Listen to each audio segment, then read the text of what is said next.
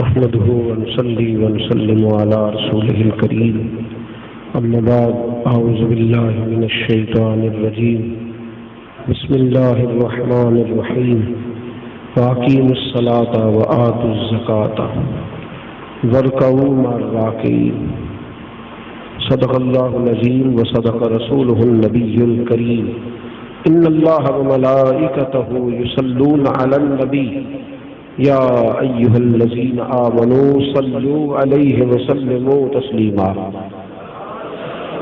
الصلاة والسلام عليك يا سيدي يا رسول الله وعلى آلك وصحابك يا سيدي يا حبيب. سارے دوست مل کے پڑھیں اور بلند آواز سے پڑھیں. الصلاة والسلام عليك يا رسول الله وعلى آلك وصحابك يا سيدي يا حبيب الله. الصلاة والسلام عليك يا سيدي يا نبي الله وعلى آلك وصحابك يا سيدي يا حبيب الله. اللهم صل على سيدنا مولانا محمد معدن الجود والکرم وآلہ وصحبہ وبارک وسلم.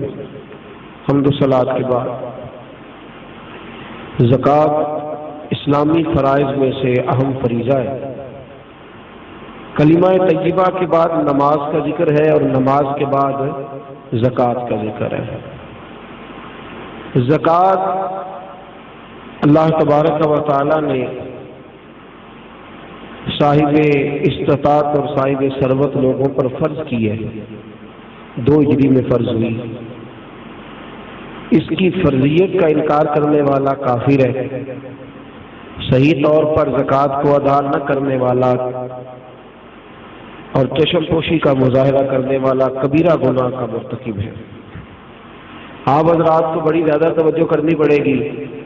تھوڑا تھوڑا ٹیک کو چھوڑنا پڑے گا تاکہ شروع میں جو کچھ چند مسائل ہیں وہ تھوڑے باریک ہیں، آپ کی سمجھ میں آنے چاہیے. زکوٰۃ کا لغوی معنی کئی معنی ہیں، لیکن 2 معنی امام راغب اصفہانی علیہ رحمہ نے بیان فرمائے. زکوٰۃ کا ایک معنی تو پاک کرنے کا ہے. گویا جو آدمی مال کی زکوٰۃ دے دیتا ہے اللہ اس کے مال کو پاک فرما دیتا ہے. کم و بیش 40 سے زیادہ مقامات پر قرآن پاک نے زکوٰۃ کا ذکر فرمایا. کتنی جگہوں پر؟ سارے بولیے گا. اتنی اہمیت کی حامل یہ چیز ہے. تو زکوٰۃ کا ایک معنی ہے پاک کرنے کے، پاک ہونے، اور زکوٰۃ کا معنی دوسرا یہ ہے وہ چیز جو بڑھ جاتی ہے، جس میں اضافہ ہو جاتا ہے، جس کی افزائش ہوتی ہے. گویا جو آدمی زکوٰۃ ادا کرتا ہے اللہ اس کے مال کو اضافہ عطا فرما دیتا ہے. قرآن مجید نے کہا وَأَقِیمُوا الصَّلَاةَ وَآتُوا الزَّکَاةَ، نماز قائم کرو اور زکوٰۃ ادا کرو. نماز قائم کرو اور زکوٰۃ، بولیے گا جی، زکوٰۃ. اور ترغیب و ترہیب میں حدیث ہے میرے نبی پاک صلی اللہ علیہ وسلم نے فرمایا جو زکوٰۃ نہیں دیتا اللہ اس کی نماز بھی قبول نہیں فرماتا. اٹھا کے لے جا. جو زکوٰۃ نہیں دیتا اس کی نماز بھی قابل قبول ہے. اس لیے کہ اللہ تبارک و تعالیٰ نے ان دونوں چیزوں کو اکٹھا بیان فرمایا اور ان کو اکٹھا رکھا ہے. زکوٰۃ اسلامی فرائض میں سے 2 ہجری میں فرض ہونے والا اہم فریضہ ہے. زکوٰۃ صاحب نصاب عاقل بالغ آزاد مسلمان پر فرض ہوتی ہے. آگے ہمارا اپنا ایک مزاج ہے، ہم اپنی اپنی مطلب کی چیزیں بعض اوقات عکس کر لیتے ہیں. زکوٰۃ کا نصاب ہے جس شخص کی ضروریات زندگی نکال کر اس کے پاس اتنے پیسے جمع ہو جائیں جتنے 7.5 تولے سونے کے ہوتے ہیں یا 52.5 تولے چاندی کے ہوتے ہیں. کتنے کی ہے 52.5 تولے چاندی؟ 35-40 ہزار کی ہوگی. اس کا مطلب ہے جو آدمی اپنی ضروریات نکال کے 40,000 بھی جس کے بینک میں موجود ہے، سال گزرنے پر اسے بھی زکوٰۃ دینی ہے. اب جب ہم نصاب کرتے ہیں تو ہم چاندی کا کرتے ہی نہیں، ہم سونے والا نصاب کر لیتے ہیں تاکہ تھوڑا آگے جا کے زکوٰۃ فرض ہو، جلدی نہ ہو جائے. شریعت نے اجازت دیا یا چاندی کا کر لو یا سونے کا کام، لیکن چاندی کا نصاب لوگ جاگ رہے ہیں نا آپ حضرات۔ اگر کوئی سوئے تو اسے تھوڑا جگائیے گا، یہ آج فرض مسئلہ ہے نا جی، اس پر غور زیادہ ضروری ہے۔ اچھا دیکھیں، شریعت کا حکم ہے کہ صدقہ فطر یا 2.25 سیر گندم یا 3.5 کلو کھجوریں کس حساب سے دیتے ہیں لوگ؟ تو کھجوروں کے حساب سے کیوں نہیں دیتے؟ بولے جی، کیسی عجیب بات ہے۔ ہم اپنی اپنی مرضی کا معاملہ لے کر کے چلیں گے، اپنی اپنی مرضی کا۔ یاد رکھ میرے دوست، رسول پاک صلی اللہ علیہ وسلم نے فرمایا لوگ سمجھتے ہیں صدقہ دینے سے مال کم ہوتا ہے، فرمایا میں اللہ کا رسول وعدہ کرتا ہوں صدقہ دینے سے اللہ مال میں اضافہ فرما دے گا، زکوٰۃ دینے سے اللہ تمہارے مال میں اضافہ فرما دے گا۔ 7.5 تولے سونے کی قیمت یا 52.5 تولے، ضروریات سے ہٹ کر اتنا سرمایہ آدمی کے پاس ہو اور اس پر سال گزر جائے، اس نے زکوٰۃ دینی ہے۔ کتنی دینی ہے؟ 40واں حصہ، یعنی 100 میں سے اس نے بولیے 2.5 روپے 2.5 روپے اس نے زکوٰۃ دی۔ بڑا سادہ سا معاملہ ہے، بڑا سادہ سا، ہمیں پتہ ہوتا ہے کون سی گاڑی ضرورت کی ہے اور کون سی گاڑی فیشن کی ہے، ہمیں پتہ ہوتا ہے کون سی چیزیں میری ضرورت کی ہیں، کون سی میں نے اضافی رکھی ہوئی ہے۔ دیکھیں شریعت ایک محتاط زاویہ بیان کرتی ہے اور پریشان نہیں کرتی کسی کو بھی۔ جو تیری ضرورت کی چیز ہے اس پر زکوٰۃ اللہ پاک نے رکھی۔ ہیرے کی انگوٹھی کوئی شخص پہن لے، اس نے اپنی زوجہ کو، اپنی بیٹی کو، اپنی بہن کو ہیرے کی انگوٹھی پہنا دی، توجہ ہے آپ حضرات کی؟ خاص توجہ فرما، ہیرے کی انگوٹھی وہ کروڑوں روپے کی مالیت کی ہے، لیکن چونکہ وہ خاتون اسے پہن گئی ہے اس پر زکوٰۃ نہیں۔ سونے پر زکوٰۃ ہے چاہے عورت پہنے گی، یہ اللہ پاک کا قانون ہے نا جی، اس پر زکوٰۃ نہیں رکھی، اس پر اللہ پاک نے زکوٰۃ نبی پاک صلی اللہ علیہ وسلم نے فرمایا وہ ایک چیز ہے، وہ بعض اوقات ایک ہی ہوتی ہے اور ضرورت کی ہوتی ہے، لوگ اسے پہنتے ہیں، تو منع جو ہے وہ کہہ دیا کہ اس پر زکوٰۃ نہیں۔ پھر آپ کے پاس 100 کلہ زمین کا ہے، 100 ایکڑ زمین ہے، لیکن وہ کاشتکاری کی زمین ہے، آپ نے اس لیے نہیں رکھی ہوئی کہ وہ مہنگی ہوگی تو میں بیچ دوں گا، ہے 100 ایکڑ لیکن کاشتکاری پہ رکھی ہے، اللہ نے اس پر زکوٰۃ نہیں رکھی، اس پر عشر رکھا ہے، زکوٰۃ نہیں ہے اس پر۔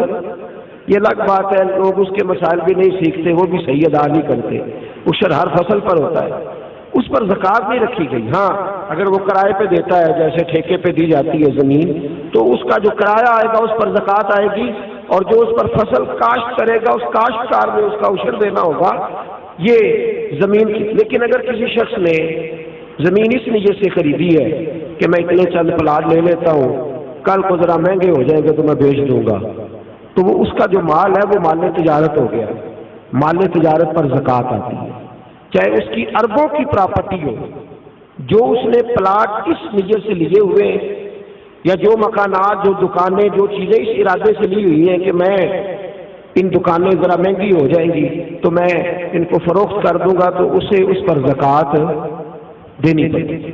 ہاں ٹھیک ہے، وہ ذری زمین خرید لے، وہ یہ ارادہ کر لے کہ میرے پاس 6 پلاٹ ہے تو میرے 6 بچے ہیں تو سارے ایک ایک میں رہیں گے، یہ نیت کر لے، کل کو بیچنی پڑ جائے تو معاملہ الگ ہے، لیکن آج شریعت اس سے زکوٰۃ کا مطالبہ نہیں کرتی۔ کتنا سادہ اور کتنا اللہ تبارک و تعالیٰ نے آسان رکھا ہے ہمارے لیے۔ میرے رسول کریم صلی اللہ تعالیٰ علیہ وآلہ وسلم نے فرمایا اگر تم زکوٰۃ دے دو گے تو اپنے مال کو محفوظ کر لو گے، تم اپنے مال کو محفوظ کر لو گے، اور اس طرح محفوظ کر لو گے جس طرح مضبوط قلعوں کے اندر کوئی چیز محفوظ ہوتی ہے۔ زکوٰۃ دے دو گے تو تمہارا مال محفوظ ہو جائے گا، بچ جائے گا۔ پھر سال گزرنے پر زکوٰۃ دینی ہے۔ سال گزرنے سے مراد وہ والے مہینے نہیں، وہ وڈیرے نے یاد کر لینے سون بھادو اسو تے منڈے کہنے نے جنوری فروری، تو اسلامی مہینے کدھر گئے جی؟ تو زکوٰۃ جو ہے وہ چاند کے مہینوں کے حساب سے فرض ہے، یاد رکھیں۔ اعلیٰ حضرت فاضل بریلوی رحمۃ اللہ تعالیٰ نے فتاویٰ رضویہ شریف میں فرمایا ہے کہ چونکہ یہی مہینے حج کے ہیں، حج کس حساب سے ہوتا ہے؟ چاند کے حساب سے. کس حساب سے بولیے گا جی؟ رمضان کس حساب سے آتا ہے؟ اس دفعہ جون کے حساب سے آیا یا اپنے حساب سے آیا ہے؟ چاند کے. تو فرمایا اللہ تبارک و تعالیٰ نے ساری عبادات تیرے اوپر چاند کے حساب سے فرض کی ہے، تو زکوٰۃ بھی اسی حساب سے تیرے اوپر فرض ہوگی. جب سال گزر جائے گا تو زکوٰۃ تیرے اوپر فرض ہو جائے گا. اب جتنا بھی مال انسان کے پاس ایسا موجود ہے کہ جو اس کی ضروریات، فقہ کے اندر کہتے ہیں اس کو حاجات اصلیہ، وہ حاجات اصلیہ سے جتنا مال بھی زیادہ ہے. ایک آدمی کو ایک موٹر سائیکل کی ضرورت ہے اور اگر اس نے 2 رکھی ہوئی ہے تو اسے دوسرے پر زکوٰۃ دینی ہوگی. ضرورت کتنی کی تھی؟ ایک کی، اس نے 2 رکھ لی. جاگ رہے ہیں نا آپ لوگ؟ اللہ آپ کو جزائے خیر دے. تو 2 رکھ لی اس نے، تو اس نے زکوٰۃ دینی. اب زکوٰۃ کیا ہر سال دینی ہے؟ اگر ہر سال مال کے نصاب رہے گا، میں نے کہا تھا آپ کو تھوڑا سا توجہ کرنی پڑے گی، ہر سال وہ مال کے نصاب ہوگا اور سال کے شروع سے لے کر آخر تک اگر وہ مال کے نصاب رہا تو اس نے زکوٰۃ. درمیان کے اندر اگر کمی بیشی ہو گئی، یہ بات آپ نے غور سے سننی ہے. میرے پاس صدر الشریعہ مولانا امجد علی اعظمی رحمۃ اللہ علیہ خلیفہ اعلیٰ حضرت کتاب میں 7 رکھے ہوئے ہیں، 7 جو ہمارے ہاں انسائکلوپیڈیا ہے فقہ حنفی کا. میں بڑی باریک کر کے اور آسان کر کے مسائل فقہ آپ کی خدمت میں عرض کرنے کی کوشش کر رہا ہوں، سمجھیے گا بات. ایک شخص کے پاس پیسے موجود تھے، 10 لاکھ روپیہ پڑا تھا اس کے اکاؤنٹ میں. اب اس کے پاس یکم رمضان کو 10 لاکھ روپیہ تھا، لیکن درمیان میں وہ 9 بھی ہوا ہے، وہ 8.5 بھی ہوا ہے. جب اگلے سال کا یکم رمضان آیا تو وہ پھر 10 لاکھ ہو گیا. وہ چاہے 1 مہینہ پہلے ہو جائے 1 منٹ پہلے ہو، اس نے اس کی زکوٰۃ ہے. اب وہ یہ نہیں کہہ سکتا کہ میرے پاس تو درمیان میں 2-3 دفعہ کم بھی ہوا ہے تو سال تو گزرا ہی نہیں. ہاں، مال کی نفس سے ہی ختم ہو جائے، بالکل ختم ہو جائے، رہے ہی نہ. ایک دفعہ 10 لاکھ کا 10 لاکھ ہی چلا گیا، اس کی جیب میں کوئی شے نہیں بچی. اب جب نئے سرے سے 10 لاکھ آئے گا تو سال اس حساب سے کاؤنٹ کیا جائے، تو اس پر زکوٰۃ دینی ہے. ہاں، اگر اس نے قرض دینا ہے تو پہلے قرض ادا کرے گا پھر وہ زکوٰۃ دے گا.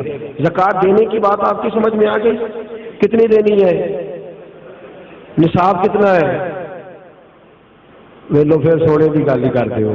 اللہ میں چاندی کی بھی کیتی ہے، 52 تولے چاندی یا 7.5 تولہ سونا، اس پر زکوٰۃ آئے گی. سال گزرنے کے بڑا آسان رکھا ہے شریعت نے اس نے، اور جو ضروریات سے زیادہ چیزیں ہوں گی اس پر زکوٰۃ آئے گی.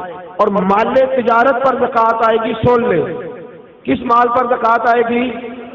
سارے بول دیں ایک دفعہ آپ کو یاد ہو جائے. کس مال پر؟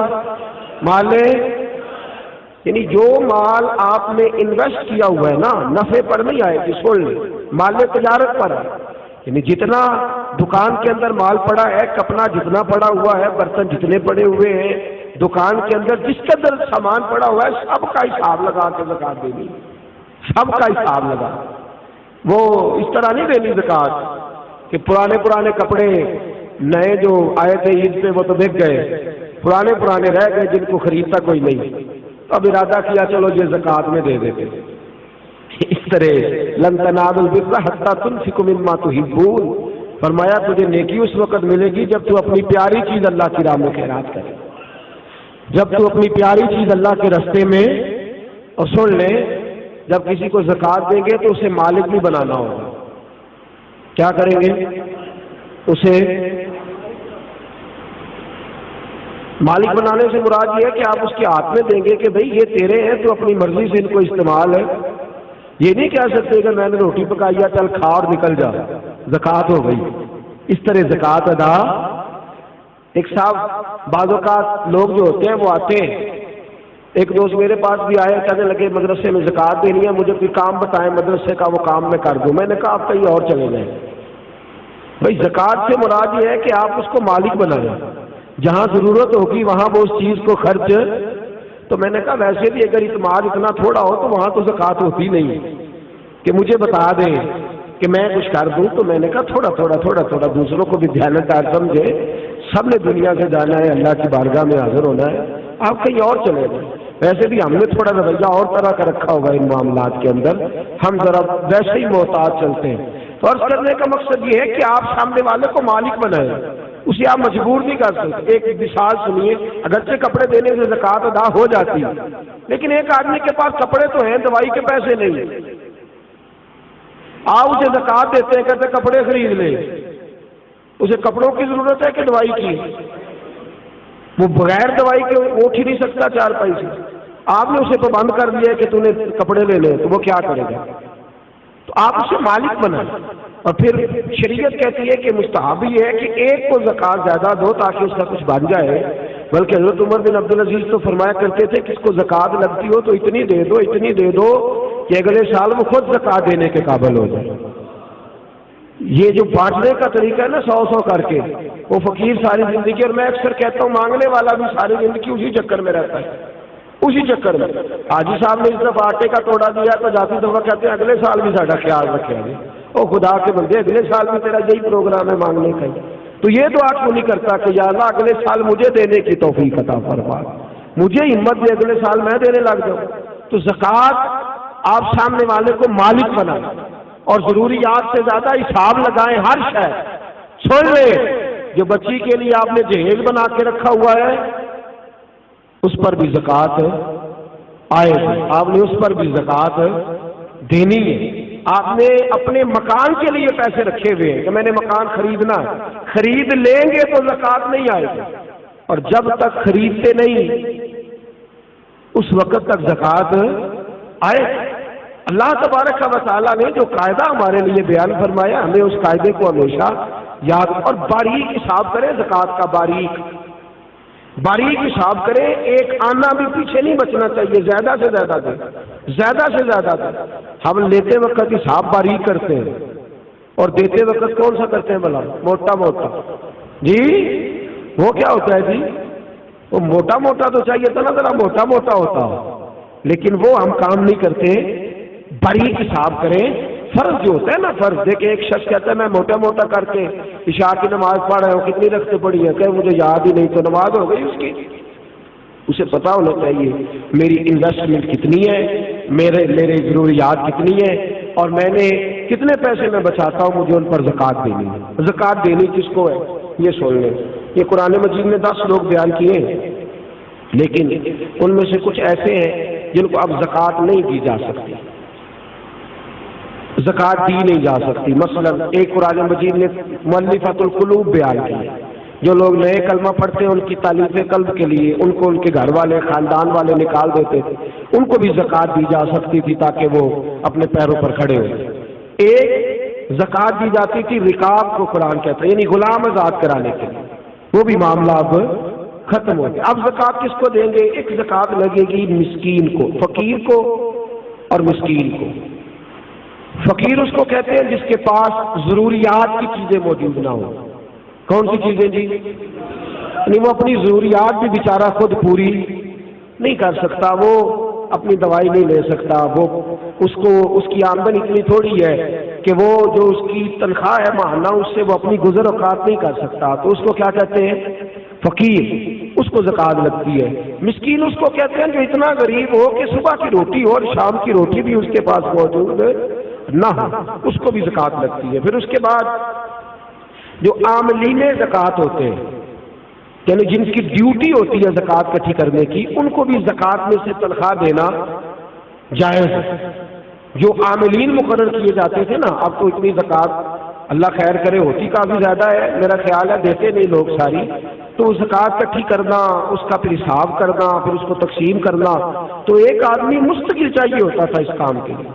تو عاملین زکوٰۃ جو ہوتے تھے ان کو بھی زکوٰۃ میں سے تنخواہ دی جاتی تھی۔ نبی پاک صلی اللہ تعالی وسلم نے دی ہے، صحابہ نے دی ہے، قرآن نے اس کی اجازت دی، ان کو بھی زکوٰۃ لگتی ہے۔ اسی طرح ایک قرآن مجید میں شخص بیان کیا جس کو غارم کہتے ہیں، یہ آپ نے بڑی توجہ کرنی ہے، اس کو خاص کر سنیں۔ غارم وہ شخص ہوتا ہے جو مقروض ہوتا ہے، اور میرے نبی پاک صلی اللہ علیہ وسلم نے فرمایا مقروض بھی قیدی ہوتا ہے، تو اس مقروض کا قرضہ ادا کرنے کے لیے بھی زکوٰۃ دینا جائز ہے، اس شخص کو بھی زکوٰۃ لگ جاتی ہے وہ بھی مستحق زکوٰۃ ہے کہ اس طرح قرض میں پھنس گیا ہے کہ دو قسم کے مقروض ہوتے ہیں.